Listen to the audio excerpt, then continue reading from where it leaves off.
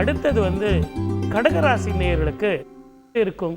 கடகராசி நேயர்களுக்கு பொதுவாகவே நீங்கள் எல்லா டிவி யூடியூப்பில் பார்த்தீங்கன்னு வச்சுங்களேன், சார் நீங்கள் அஷ்டமி சனி ரொம்ப ஜாக்கிரதையாக இருக்கணும், பொறுமையாக இருக்கணும் அப்படின்னுவாங்க.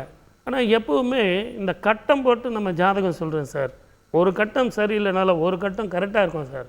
அது என்ன தெரியுங்களா, 11ஆம் இடத்துல குரு வரப்போகிறார். இது எல்லாத்த விட குருவுக்கு ஸ்தான பலம் இல்லை, பார்வை பலம் உண்டு. அப்போது உங்களுடைய 5ஆம் வீட்டை 7ஆம் பார்வையாக பார்க்குறார். அதே மாதிரி 7ஆம் வீட்டை 9ஆம் பார்வையாக பார்க்குறார். இந்த அஷ்டம சனி காலத்தில் குரு பெயர்ச்சிங்கிறது மே மாதம் 1ஆம் தேதி அந்த நிகழ்ச்சியில் நம்ம நிறைய பேச போகிறோம். அப்போது அந்த குரு பெயர்ச்சி உங்களுக்கு சாதகமாக இருக்கும்.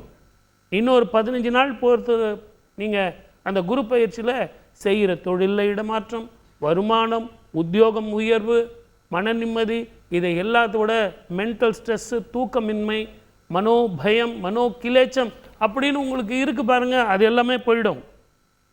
இந்த தீபம் ஏற்றுங்க சார், நீங்கள் அம்மன் கோவிலில் போயிட்டு சிவன் கோயிலில் போயிட்டு தீபம் ஏற்றுங்க சார் அப்படின்னு சொல்லுவோம். அந்த தீபம் ஏற்றுறது எந்த நேரத்தில் யார் ஏற்றணும்னு இருக்குது. உங்களுக்கு அஷ்டம சனியின் காலம், இந்த சனியும் செவ்வாயும் உங்களுக்கு இருக்கிறதுனால பயணத்தில் கவனமாக இருக்கணும். இரவு பயணத்தை நீங்கள் தவிர்ப்பது நல்லது. குரு பார்க்குறார், வருமானங்கள் வரும், இடமாற்றங்கள் வரும், வீட்டில் பொருள்லாம் சேரப்போகுது, கடன் தீரும். இது வரைக்கும் கடனாக இருந்தது, சுப கடன்களாக கூட இருக்கட்டும், கடன் வந்துக்கிட்டே இருந்தது, அதெல்லாம் தீரும். ஒரு தூரத்து ஒளி விளக்கு தெரியும். நீங்கள் பண்ண வேண்டியது தீபம் போடுங்கன்னு நாங்கள் சொன்னாலும் உங்கள் வீட்டுக்கு பக்கத்தில் இருக்கிற கோவில்லையே தினமும் இரவில் ஒரு 8 மணிக்கு போயிட்டு நல்ல பால் சுண்டை காய்ச்சி அதில் குங்குமப்பூ அதெல்லாம் போட்டு கல்கண்டு போட்டு சுவாமிக்கு நைவேத்தியம் பண்ணி அதையும் நீங்கள் கொஞ்சம் சாப்பிட்டுட்டு எல்லாருக்கும் விநியோகம் பண்ணிட்டு வாங்க. இந்த அஷ்டமி சனி காலத்தில் குருவனுடைய பார்வை, இந்த பால் விநியோகம் உங்களுக்கு மிகப்பெரிய திருப்பத்தையும் சந்தோஷத்தையும் கொடுக்கும்.